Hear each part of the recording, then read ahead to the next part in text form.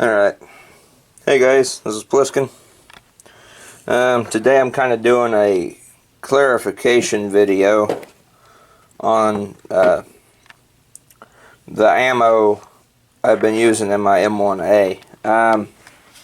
This is kind of not really much of a follow-up to the Perfecta ammo test, as it is kind of a clarification, like just to let me clarify. Okay, so this is the target board I shot my ZQI on. I don't need that one just yet. Let me get my one that I shot Perfecta on. And I'll roll some footage in of the day when we tested this stuff out.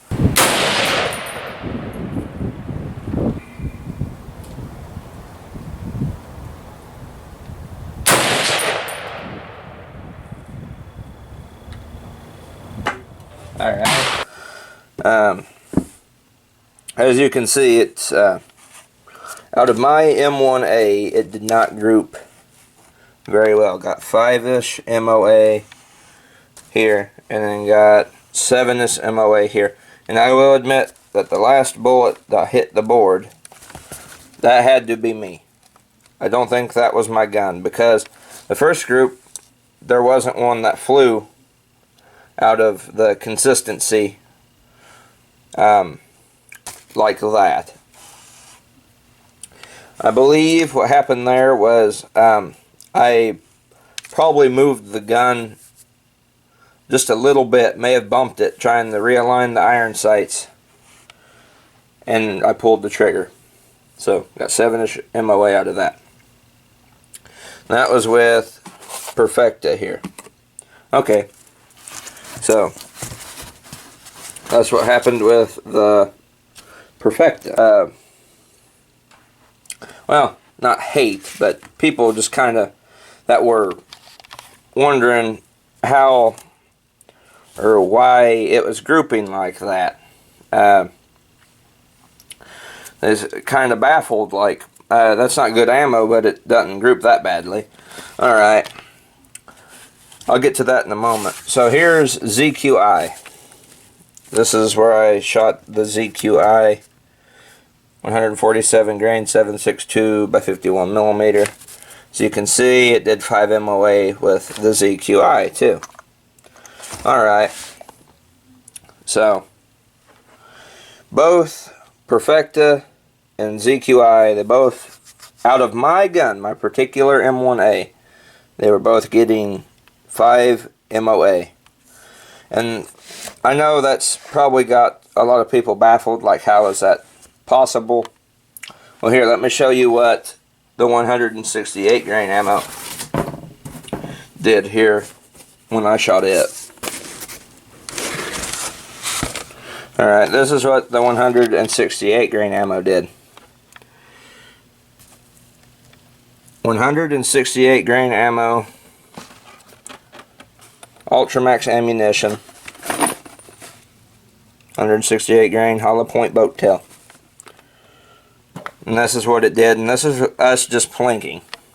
3 round groups, so 1, 2, 3, 1, 2, 3, 1, 2, 3. Notice that it's a much tighter group consistency, and this was us just getting the rifle sighted in. It was aiming here, and every time I'd shoot it would hit over here. And that was me just messing with the iron sights.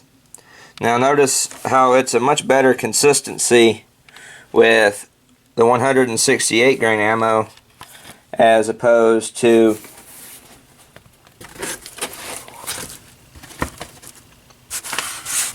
the 147 grain ammo. See, notice the difference here? 168 grain hollow point boat tail, 147 grain full metal jacket. And that was just plinking. And you see, it's a much even tighter groups. Much tighter than the Perfecta or ZQI. So, from what I've gleaned, what I've been able to make sense out of this, just shooting iron sights, is that my gun really likes the heavier 168 grain ammo. Now I'm just kind of doing this as a clarification. I will admit that I am not the best iron sight shooter. I'm not very good with iron sights. I've always been, when I was 5 years old, I remember my first gun that I ever had a rifle scope on it. And then every gun I've shot from that point on has been with a rifle scope. I had never started, my M1A is probably my only gun, or the only gun in actuality that I've ever really had to practice with iron sights on. Handguns excluded. I'm talking rifles here.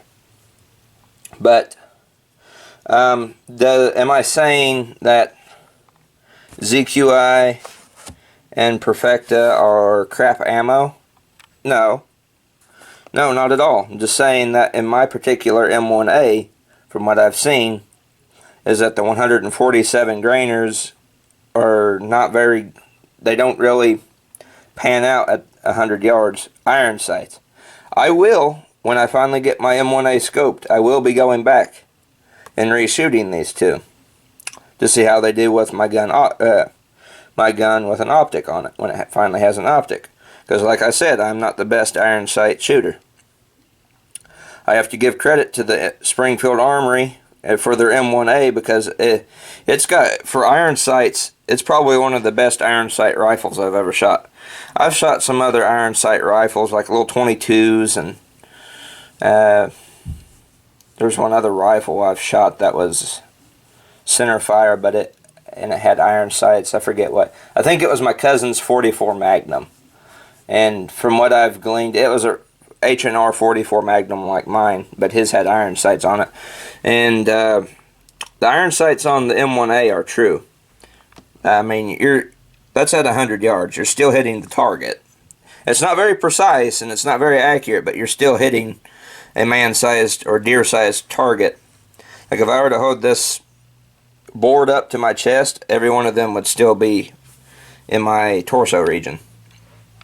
So the iron sights on it are good, but I myself am no good with iron sights. I will go back to these two bullets, to these two brands of ammo when I finally get it scoped. And I'm just kind of making a clarification for that, because I know a lot of people were kind of like wondering how my gun could be doing that awkward with this ammo and that ammo with iron sights, and it all comes down to, like, my gun likes the 168ers, and I'm no good with iron sights. But I will be revisiting, I will reshoot these two at the range, 3-round groups, when I finally get a scope on it. I'm just kind of letting you guys know ahead of time.